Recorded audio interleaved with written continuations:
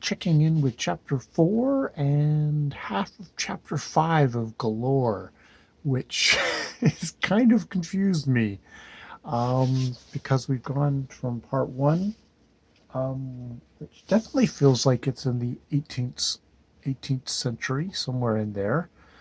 Um, and then part 2 seems to jump into what seems like another century, into the 1900s. Maybe the 18th century is incorrect. Maybe it's, I don't know. I don't know. I'm slightly confused because I feel like it feels slightly even almost contemporary, because we suddenly get an American doctor coming in who it's seems like a contemporary guy, very much, using what seems like modern medical lingo, um, but it's like only a generation has passed in Paradise Deep, and all the characters that we know are still there. Very odd, very odd. Um, in chapter 4, so much happens. The priest, who the renegade priest, um, Gollum, um, is not Callum. Father, whatever the fuck his name is.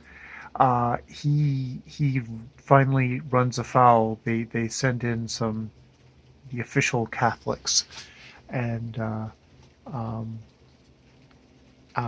Father Cancanum, an Italian dude who gets a very foul nickname with C names in it. Um, Concantum. Oh, I might be drifting into the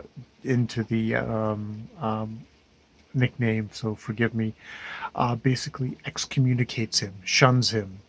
Um, he ends up going off into the north and is found floating belly up, and the tattered vestment remains of the dude, of this Italian who had gotten roughed up and tossed into the water, nursed back to health by the widow Divine, who seems to get him to drop charges against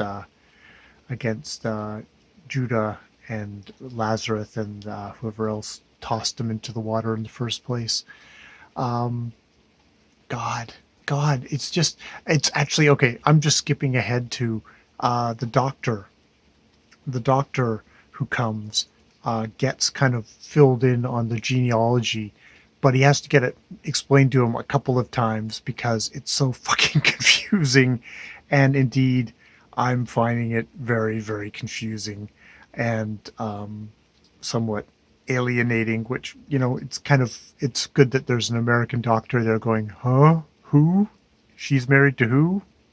Mary Trevane is a granddaughter of who? King B. Sellers. What the hell's going on? I can't figure it out. Um, and we get the doctor pulls out the teeth of this girl who's like 14, who just wants them all out, even though there's only two rotten. She's like, no, I want them all out because there won't be someone around to pull out the other ones when they go rotten. So just pull them all out now. And she, um, in revenge of for a slight, uh, fucks Henley, who is the son of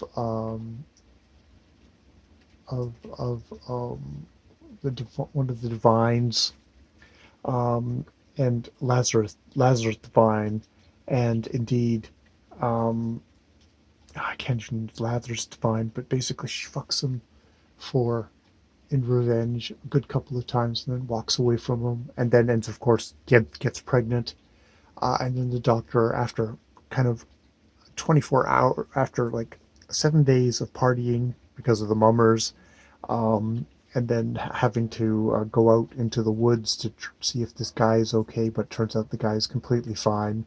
Coming back, and it's like, oh, okay, then he's got to help her give birth, which he ends up cutting her uh, from asshole to womb, to and get the clamps to pull out the baby, which he does, and he stitches her back together again. And and Henley, having seen all this, is like, nope, I don't want anything more to do with her. And so he's going off to is it Labrador to do fishing, because basically it's all fished out there, and Lazarus and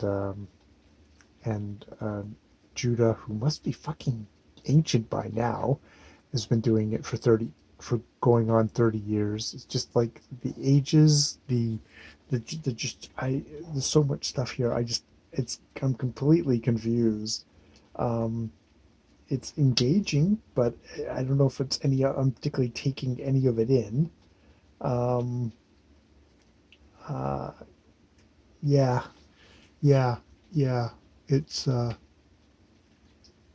I don't know. I don't know if the book is working for me anymore, or I'm just completely snowed in.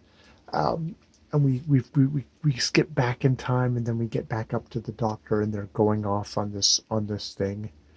Um, yeah, very very odd book. Very odd book.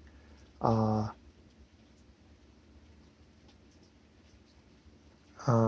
just a whole mishmash and incestuous kind of thing. It's funny because, like, yeah, I think of The Innocents, where it was literally there was incest happening between brother and sister, and now this book, where it's just like there's this whole mishmash, and they're in everybody's faces, and indeed when the doctor gets told what's happening, it's like the two brothers, the two twins, they know everything, and they do a kind of call and response back and forth, and they know every single little detail of everybody in this little community, which of course you would, which is like, oh my God, you can't get away from them all.